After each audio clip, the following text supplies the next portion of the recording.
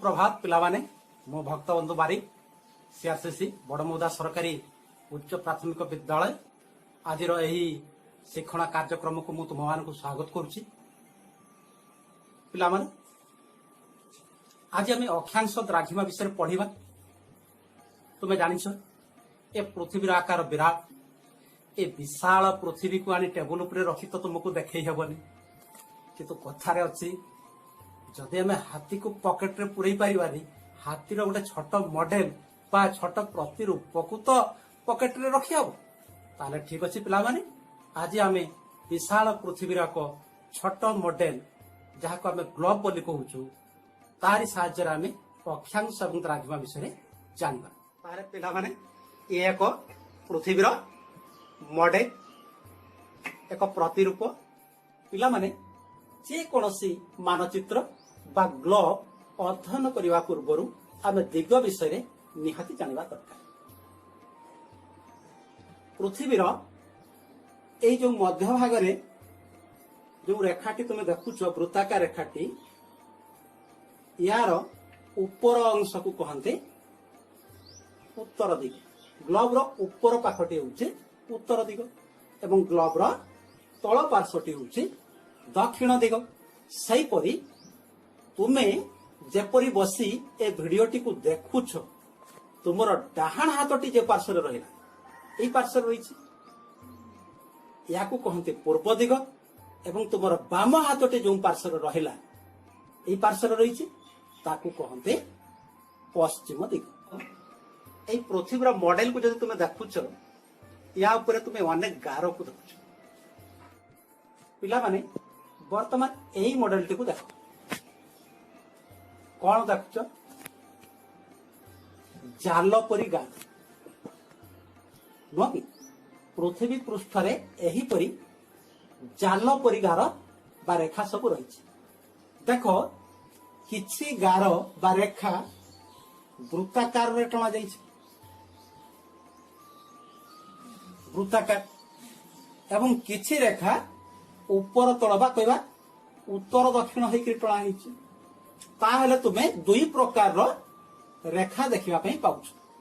किछि रेखा पूर्वरु पश्चिम को टणा जाइछि एवं किछि रेखा उत्तरु दक्षिण को टणा जाइछि। जो रेखा गुड़िक पूर्वरु पश्चिम को टणा जाइछि वृत्ताकार रेखा गुड़िक देख ए दुईटी रेखा मध्य व्यवधान एठी जेतकी हला एठी मध्य देख सेतकी व्यवधान एवं एठी मध्य देख सेतकी व्यवधान होउछि।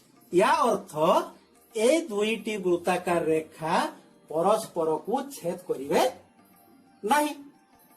ताहले जो रेखा गुड़िक पूर्वरु पश्चिम भाव में टणा जाइछि सेही रेखा गुड़िक कौन कहते जानिछ से गुड़िक कहते समाक्ष रेखा। एवं जो रेखा गुड़िक उत्तर मेरु दक्षिण मेरु बा आमे कहिबा ऊपर तल बा उत्तर दक्षिण भाव में टणा जाइछि सही रेखा गुड़िक कहते द्राघिमा रेखा। देख समाक्ष रेखा गुड़िक वृत्ताकार होइथिला बेले द्राघिमा रेखा गुड़िक अर्ध वृत्ताकार। तुम्हें ये रेखाटी को जदि देखिबो एठू आरंभ हला एवं एठी शेष हला यार तो उत्तर मेरु आरंभ हला दक्षिण मेरु शेष हला तेणु यह एक अर्ध वृत्ताकार रेखा। जदि यही अर्ध वृत्ताकार रेखा सहित तार विपरीत पार्श्वर रेखा को आमे जोड़ी दबा ताहले आमे एक वृत्ताकार रेखा पाइबा किंतु सेमिति रेखा अंकन है नहीं। यही रेखाटी यही बिंदु आरंभ है यही बिंदु रे शेष होइछि एवं यही रेखाटी यही बिंदु आरंभ होइकरी यही बिंदु रे शेष होइछि। तेणु समाक्ष रेखा गुड़िक वृत्ताकार किंतु द्राघिमा रेखा गुड़िक अर्ध वृत्ताकार। पिला माने तुम मनरे एक प्रश्न आस्तुबो ए रेखा गुड़ी को किए अंकन करिछि ना एगुड़ा आगुरु थिला। एई विशाल पृथ्वी रे एपरी रेखा अंकन करिया संभव कि संभव नुहे। तेणु ए गुड़ी को केवल कल्पना करा जाइछि। तेणु एई रेखा गुड़ी को काल्पनिक रेखा बोली कहा जाए। पिला माने ସମାକ୍ଷ ରେଖା ଓ ଦ୍ରାଘିମା ରେଖା ଗୁଡ଼ିକ ଗ୍ଲୋବ ଓ ମାନଚିତ୍ରରେ ଜାଲ ପରି ବିଛାଇ ହୋଇ ରହିଥାନ୍ତି। ଏହି ଚିତ୍ରକୁ ଜାଲକ ବା ଗ୍ରିଡ୍ ବୋଲି କୁହାଯାଏ। ଏ 0 ଡିଗ୍ରୀରେ ଯୋଉ ସମାକ୍ଷ ରେଖାଟି ରହିଛି ସେଇଟା କୁହନ୍ତି କଣ? ବିଷୁବ ରେଖା ବା ବିଷୁବ ବୃତ୍ତ ବା ନିରକ୍ଷ ବୃତ୍ତ। ସେ ପୃଥିବୀକୁ ଦୁଇ ସମାନ ଅର୍ଦ୍ଧଗୋଲକରେ ବିଭକ୍ତ କରିଥାଏ। ଯଦି ଆମେ ଟିକେ ଉପରକୁ ଯିବା ଦେଖିବା 23.1 ଡିଗ୍ରୀ ଉତ୍ତରରେ କର୍କଟ କ୍ରାନ୍ତି ସମାକ୍ଷ ରେଖାର କଳ୍ପନା କରାଯାଇଛି। ଏହି କର୍କଟ କ୍ରାନ୍ତି ଆମ ଦେଶ ଭାରତ ମଧ୍ୟ ଦେଇ ଯାଇଛି। 66.1 ଡିଗ୍ରୀ ଉତ୍ତରରେ ସୁମେରୁ ବୃତ୍ତ ରହିଛି ଏବଂ ଉତ୍ତର ମେରୁରେ 90 ଡିଗ୍ରୀ ଉତ୍ତର ବୋଲି ଉଲ୍ଲେଖ ରହିଛି। ଠିକ୍ ସେହିପରି ବିଷୁବ ରେଖାର ତଳ ପାର୍ଶ୍ୱରେ 23.1 ଡିଗ୍ରୀ ଦକ୍ଷିଣରେ ମକର କ୍ରାନ୍ତି ଓ 66.1 ଡିଗ୍ରୀ ଦକ୍ଷିଣରେ କୁମେରୁ ବୃତ୍ତ ସମାକ୍ଷ ରେଖାର କଳ୍ପନା କରାଯାଇଛି ଏବଂ ଦକ୍ଷିଣ ମେରୁ ନିକଟରେ 90 ଡିଗ୍ରୀ ଦକ୍ଷିଣ ବୋଲି ଉଲ୍ଲେଖ ରହିଛି।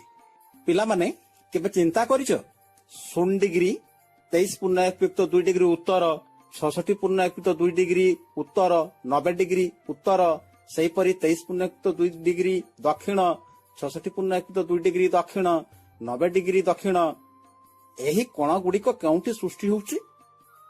ତାହେଲେ ପିଲାମାନେ ଚାଲ ସେହି କୋଣ ଗୁଡ଼ିକୁ ବର୍ତ୍ତମାନ ଆମେ ଭୂଗୋଲକରେ ଦେଖିବା। ପିଲାମାନେ ଏହା ଜାଣିବା ପାଇଁ ହେଲେ ଆମକୁ ପ୍ରଥମେ ଜାଣିବା ପାଇଁ ପଡିବ କୋଣ କିପରି ସୃଷ୍ଟି ହୁଏ। ତୁମେ କହିପାରିବ ଦୁଇଟି ରେଖା ପରସ୍ପରକୁ ଛେଦ କଲେ ବା ଗୋଟିଏ ବିନ୍ଦୁରେ ମିଳିତ ହେଲେ ଏକ କୋଣ ସୃଷ୍ଟି ହେଇଥାଏ। ତାହେଲେ ବର୍ତ୍ତମାନ ମତେ କୁହ ଏକ କୋଣ ଅଙ୍କନ କରିବା ପାଇଁ କଣ କଣ ଆବଶ୍ୟକ ହେଇଥାଏ? ଠିକ ଗୋଟିଏ ପେନସିଲ, ଗୋଟିଏ ସ୍କେଲ, କମ୍ପାସ ଇତ୍ୟାଦି ଦରକାର ହେଇଥାଏ। ପିଲାମାନେ ଏଇଠି ତୁମେ ଗୋଟିଏ କଥା ଭୁଲିଗଲ, ସେଇଟା ହେଲା ସମତଳ। ବିନା ସମତଳରେ ଏକ କୋଣ ଅଙ୍କନ କରି ହେବ ନାହିଁ। ତୁମେ କାଗଜ ପୃଷ୍ଠା ଉପରେ ଯୋଉ କୋଣ ଅଙ୍କନ କର ସେଇ କାଗଜ ପୃଷ୍ଠାଟି ଏକ ସମତଳ, କଳା ପଟା ଏକ ସମତଳ ଏବଂ ଘରର ଚଟାଣ ଏକ ସମତଳ। ତେଣୁ ବିନା ସମତଳରେ ଆମେ କୋଣ ଅଙ୍କନ କରିପାରିବା ନାହିଁ। କିନ୍ତୁ ମୁଁ କାହିଁ ଏଇ ଗ୍ଲୋବରେ ସେମିତି ସମତଳ ସ୍ଥାନ ହିଁ ଦେଖିପାରୁନି।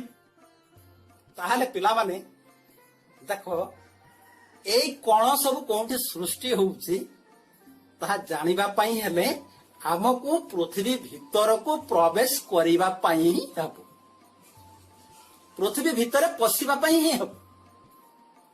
ତାହେଲେ ପିଲାମାନେ ବର୍ତ୍ତମାନ ଆମେ ସେଇ କୋଣ କୋଉଠି ସୃଷ୍ଟି ହଉଛି ଜାଣିବା ପାଇଁ ପୃଥିବୀର ଅପରେସନ କରିବା। ପିଲାମାନେ ବର୍ତ୍ତମାନ ଦେଖ ମୁଁ ପୃଥିବୀକୁ ଏଇ ବିଷୁବ ରେଖା ନିକଟରେ ତାକୁ ଚିରିଦେଲି ଏବଂ ଉତ୍ତର ଗୋଲାର୍ଦ୍ଧକୁ ମଧ୍ୟ ଦୁଇ ସମାନ ଭାଗ କରି এই দুই ভাগକୁ ଅଲଗା କରିଦେଉଛି। ପିଲାମାନେ ଦେଖ ବର୍ତ୍ତମାନ ମୁଁ ଏଇ ଅକ୍ଷକୁ ଅଲଗା କରିଦେଲି। ପିଲାମାନେ ବର୍ତ୍ତମାନ ଦେଖ ତୁମେ ପୃଥିବୀର କେନ୍ଦ୍ର ବିନ୍ଦୁକୁ ଭଲ ଭାବରେ ଦେଖିପାରୁଛ ଏବଂ ବିଷୁବ ରେଖା ନିକଟରେ ଏକ ସମତଳ ସୃଷ୍ଟି ହେଇଛି।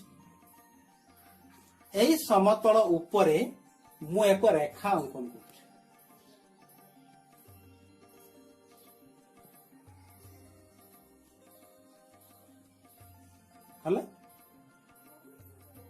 ତାହେଲେ এই ରେଖାଟି ବିଷୁବ ରେଖା ସମତଳରେ ଅବସ୍ଥିତ। ସେହି ରେଖା ଉପରେ ମୁଁ ଅନ୍ୟ ଏକ ରେଖା ଅଙ୍କନ କରୁଛି।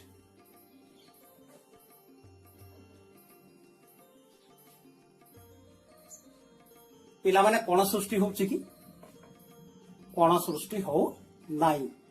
ୟାର ଅର୍ଥ ହଉଛି এই ବିଷୁବ ରେଖାର ସମତଳରେ ଯେଉଁ ରେଖାଟି ଆମେ ବିଷୁବ ରେଖା ପର୍ଯ୍ୟନ୍ତ ଅଙ୍କନ କରିଛୁ ତା ଉପରେ ଅନ୍ୟ ରେଖାଟି ଯେତେବେଳେ ରହୁଛି ସେଇ ଦୁଇଟି ରେଖା ଗୋଟିଏ ରେଖା ପରି ଜଣାପଡୁଛି, ଯାହା ଫଳରେ କୋଣ ଅଙ୍କନ ହଉନି। ତୁମେ ଜ୍ୟାମିତିରେ ପଢିଛ କୋଣ ଅଙ୍କନ ପାଇଁ ଦୁଇଟି ରେଖା ପରସ୍ପରକୁ ଛେଦ କରିବା ଦରକାର, ନଚେତ ଗୋଟିଏ ବିନ୍ଦୁରେ ମିଳିତ ହେବା ଦରକାର। এই দুইটি রেখা একা পরি দিশুଥିବାରୁ কোণ ସୃଷ୍ଟି ହଉନି ତାହେଲେ ଆମେ କେତେ ଡିଗ୍ରୀ କୋଣ ସୃଷ୍ଟି ହଉଛି ବୋଲି କହିବା 0 ଡିଗ୍ରୀ। ତେଣୁ ବିଷୁବ ରେଖାର ଏହି ସ୍ଥାନରେ 0 ଡିଗ୍ରୀ ଲେଖା ହେଇଥାଏ। ପିଲାମାନେ ତୁମେ ଦେଖିଲ ଏ କ୍ଷେତ୍ରରେ ମଧ୍ୟ ବିଷୁବ ରେଖା ଉପରେ ଥିବା ଏହି ବିନ୍ଦୁଟି ପୃଥିବୀର କେନ୍ଦ୍ର ବିନ୍ଦୁ ସହିତ କୌଣସି କୋଣ ସୃଷ୍ଟି କରୁନାହିଁ ବା ଆମେ କହିବା 0 ଡିଗ୍ରୀ କୋଣ ସୃଷ୍ଟି ହେଉଛି। ତୁମେ ଯୋଉ ପାର୍ଶ୍ୱରେ ବି କରିବ, ମନେକର ବିଷୁବ ରେଖାର এই বিন্দু ମଧ୍ୟ 0 ଡିଗ୍ରୀ କୋଣ ସୃଷ୍ଟି କରିବ, এই ବିନ୍ଦୁଟି ମଧ୍ୟ 0 ଡିଗ୍ରୀ କୋଣ ସୃଷ୍ଟି କରିବ। ସେଇଥିପାଇଁ ବିଷୁବ ରେଖାକୁ 0 ଡିଗ୍ରୀ ବୋଲି ଧରାଯାଇଛି। ପିଲାମାନେ ତୁମେ ବର୍ତ୍ତମାନ ଏହି ପରିସ୍ଥିତିଟିକୁ ଭଲ ଭାବେ ଲକ୍ଷ୍ୟ କର। ପିଲାମାନେ ବର୍ତ୍ତମାନ ଦେଖ ଉତ୍ତର ଗୋଲାର୍ଦ୍ଧର ପୂର୍ବ ପାର୍ଶ୍ୱର ଏକ ବିନ୍ଦୁ, এই ବିନ୍ଦୁ ପୃଥିବୀର ଭୂକେନ୍ଦ୍ର ଠାରେ କିପରି କୋଣ ସୃଷ୍ଟି କରୁଛି ଆମେ ଦେଖିବା। ବର୍ତ୍ତମାନ এই ପାର୍ଶ୍ୱଟିକୁ ମୁଁ ଅଲଗା କରିଦେଉଛି। ଦେଖ ତୁମେ ପୃଥିବୀର ଭୂକେନ୍ଦ୍ରକୁ ଦେଖିପାରିଲ। ବିଷୁବ ରେଖା ସମତଳରେ ମୁଁ ଏକ ରେଖା ଅଙ୍କନ କରୁଛି।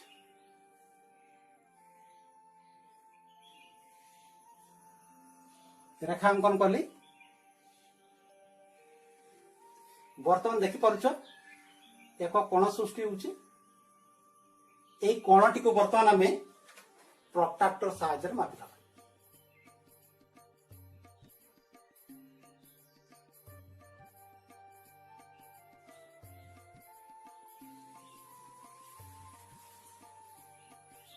ରେଖାଟି এই ପାର୍ଶ୍ୱରେ ଅଛି, ତାହେଲେ ଗଣିବା 10, 20, 30, 40, 50 କେତେ ହେଲା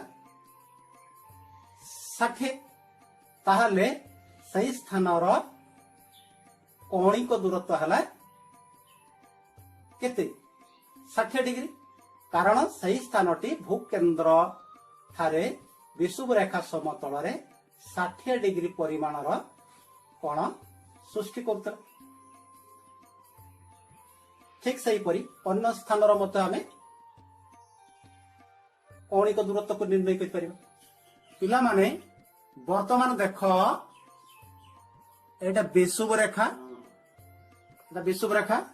ବିଷୁବ ରେଖାର ଏହି ସ୍ଥାନରେ ଥିବା ବିନ୍ଦୁଟି ପୃଥିବୀର ଭୂକେନ୍ଦ୍ର ସହିତ କେତେ ଡିଗ୍ରୀ କୋଣ ସୃଷ୍ଟି କରୁଛି এই ପ୍ରଟ୍ରାକ୍ଟରରୁ ଆମେ ଜାଣିଯିବା। ସିଧାରେ କେତେ ଅଛି 0 ଡିଗ୍ରୀ। ଠିକ ସେହିପରି এই ପାର୍ଶ୍ୱରେ ଯଦି ଦେଖିବ এই ବିନ୍ଦୁଟି ମଧ୍ୟ 0 ଡିଗ୍ରୀ କୋଣ ସୃଷ୍ଟି କରୁଛି। ତାହେଲେ এই ଜାଗାରେ ବିଷୁବ ରେଖାକୁ ଅଙ୍କନ କରାଯାଇଛି। ତେଣୁ ବିଷୁବ ରେଖାର ପାର୍ଶ୍ୱରେ 0 ଡିଗ୍ରୀ ଲେଖା ହେଇଥାଏ। ଯଦି ଆମେ ଆଉ ଟିକେ ଉପରକୁ ଏହିପରି ଚାଲିଯିବା, এইটা মেরু দেখ, এই বিন্দুটি পৃথিবীর ভূকেন্দ্র সহিত কেতে ডিগ্রির কোণ সৃষ্টি করুছি 90 ডিগ্রি। তেণু এই স্থানর কৌণিক দূরত্বକୁ আমি কহিবা 90 ডিগ্রি উত্তর। কারণ ভূকেন্দ্র সহিত বিষুব রেখার সমতଳରେ সে এক সমকোণ বা 90 ডিগ্রি সৃষ্টি করুছি। তাহলে পিলামানে ଏହି ଉପାୟରେ ତୁମେ ଜାଣିଗଲ ଯେ ପୃଥିବୀ ପୃଷ୍ଠର ଯେକୌଣସି ଏକ ବିନ୍ଦୁ ପୃଥିବୀର ଭୂକେନ୍ଦ୍ର ସହିତ ବିଷୁବ ରେଖାର ସମତଳରେ ଏକ କୋଣ ଅଙ୍କନ କରେ। ସେହି କୋଣକୁ କଣ କୁହାଯାଏ? ସେହି ସ୍ଥାନର ଅକ୍ଷାଂଶ ଏବଂ ଭୂପୃଷ୍ଠ ଉପରେ ଥିବା ବିନ୍ଦୁର ତାକୁ କୌଣିକ ଦୂରତ୍ୱ ବୋଲି କୁହାଯାଏ। ତାହେଲେ ଏବେ ଭଲ ଭାବରେ ବୁଝିଗଲ ବିଷୁବ ରେଖା ଉପରେ ଅବସ୍ଥିତ এই ବିନ୍ଦୁଟିର ଅକ୍ଷାଂଶ କେତେ ହେବ 0 ଡିଗ୍ରୀ ଏବଂ এই ବିନ୍ଦୁର କୌଣିକ ଦୂରତ୍ୱ ହେଲା 0 ଡିଗ୍ରୀ। ଆମେ ଯଦି ଦେଖିବା ମେରୁ ବିନ୍ଦୁ ପୃଥିବୀର ଭୂକେନ୍ଦ୍ରରେ 90 ଡିଗ୍ରୀ କୋଣ ସୃଷ୍ଟି କରୁଛି। ତେଣୁ ମେରୁ ବିନ୍ଦୁର କୌଣିକ ଦୂରତ୍ୱ ହେଉଛି 90 ଡିଗ୍ରୀ। ଠିକ ସେହିପରି ପ୍ରଟ୍ରାକ୍ଟରଟିକୁ ଯଦି ଆମେ ତଳ ପାର୍ଶ୍ୱରେ ରଖିବା, ଆମେ ଦକ୍ଷିଣ ଗୋଲାର୍ଦ୍ଧର ବିଭିନ୍ନ ସ୍ଥାନର ଅକ୍ଷାଂଶକୁ ଆମେ ଜାଣିପାରିବା। ମାନେ ଏହି ଉପାୟରେ ଆମେ ଦକ୍ଷିଣ ଗୋଲାର୍ଦ୍ଧରେ ଅବସ୍ଥିତ କୌଣସି ସ୍ଥାନର ଅକ୍ଷାଂଶକୁ ମଧ୍ୟ ନିରୂପଣ କରିପାରିବା। ଦେଖ ମୁଁ ପ୍ରଟ୍ରାକ୍ଟରକୁ ପଲଟେଇକି ରଖିଛି। ଏଇଟା ହେଲା ବିଷୁବ ରେଖା। ବିଷୁବ ରେଖା ନିକଟରେ କେତେ ଅଛି 0 ଡିଗ୍ରୀ। ଯଦି ଆମେ এই ବିଷୁବ ରେଖାର ତଳକୁ ଦକ୍ଷିଣ ଅର୍ଦ୍ଧ ଗୋଲକକୁ ଯାଉଛେ, ଦକ୍ଷିଣ ଗୋଲାର୍ଦ୍ଧକୁ ଯାଉଛେ, ଦେଖ केते डिग्री रो कौणिक दूरत्व सृष्टि हम 90 डिग्री ताहले आमे कहबा दक्षिण मेरुर अक्षांश 90 डिग्री कोन सृष्टि करूची पृथ्वीर भूकेंद्र ठारे एवं एहार कौणिक दूरत्व होची 90 डिग्री दक्षिण। पिला माने वर्तमान तुम मते कहि परिबो आम पृथ्वी पृष्ठ रे सर्वमोट केतोटी समाक्ष रेखार कल्पना करा जाईची? तुम्हें भाबुथुबो विषुव रेखा 0 डिग्री एवं उत्तर मेरु रे लिखा 90 डिग्री उत्तर, तेणु उत्तर गोलार्धरे 90टी एवं दक्षिण गोलार्धरे 90टी समाक्ष रेखार कल्पना करा जाईची। ताले 90 मिसिले केते हबो 180। ताले आमे कहबा कि पिला माने जे पृथ्वी पृष्ठ रे सर्वमोट 180 टी समाक्ष रेखार कल्पना करा जाईची। ताले पिला माने सेटा हमर भूल ही जिवो। काहे कि भूल हबो? मु पूर्वरु कहिछि समाक्ष रेखा गुडी आकार किपरि विषुव रेखार आकार को तुम देख ये सबुठारु बड़ समाक्ष रेखा ता ऊपर को आमे देखबा जदि कर्कट क्रांति तार आकार टिके विषुव रेखा अपेक्षा कमी जाईछि एवं ता ऊपर को आउ टिके जदि जिबा सुमेरु पृथ्वी आकार आहुरी कमिछि ताले विषुव रेखारु जतबेला आमे मेरु आड़ को जाउछे उत्तर मेरु आड़ को समाक्ष रेखा गुडी आकार धीरे धीरे कमी जाउछि। ठीक सही परि विषुव रेखा ठारु जतबेला दक्षिण मेरु को आमे जाउछे समाक्ष रेखा गुडी आकार कमी कमी कमी कमी शेषरे दक्षिण मेरु रे एक बिंदु रे जाई आमे पहुंचुछु। ताले उत्तर मेरु रही बिंदु एवं दक्षिण मेरु रही बिंदु ए दुईटी बिंदु को रेखा कहिबा कि तुमे परा जानती रे पढिच रेखा होउची बिंदु मानकर समाहार। ताले गोटे बिंदु को आमे कोन रेखा कहिबा कि तेणु आमे ए दुईटी बिंदु को सेथिरो बाद देबा को हो। ताले आमे केते कहउतले 180 180 रु वर्तमान दुईटी बिंदु को आमे बाद देई देले ताले 180 रु 2 गले केते हला 178। ताले आमे कहबा कि पृथ्वी पृष्ठ रे सर्वमोट 178 टी समाक्ष रेखार कल्पना करा जाईछि।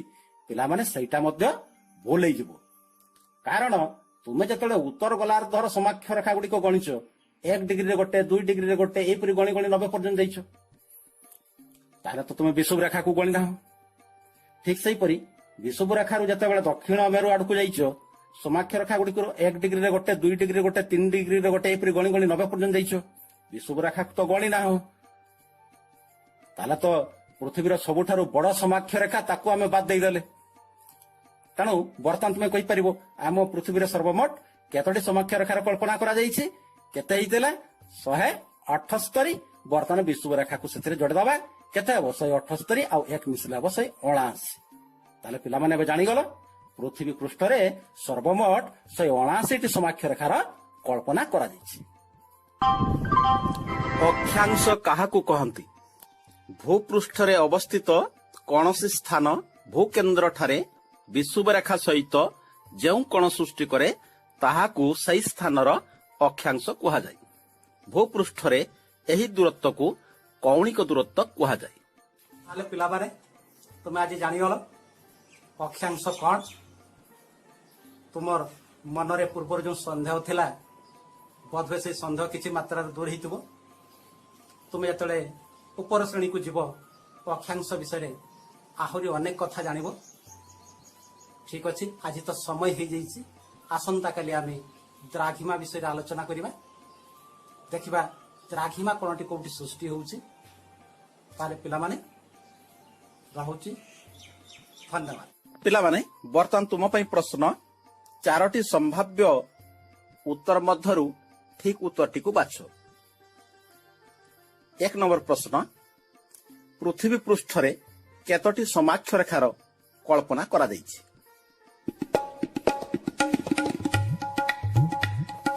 ठीक उत्तर होउची 179। 2 नंबर प्रश्न होउची समाक्ष रेखा गुडी को किपरि भाबे टणा जाईछि? क उत्तर दक्षिण, ख पूर्व पश्चिम, ग उत्तर पूर्व, घ दक्षिण पूर्व।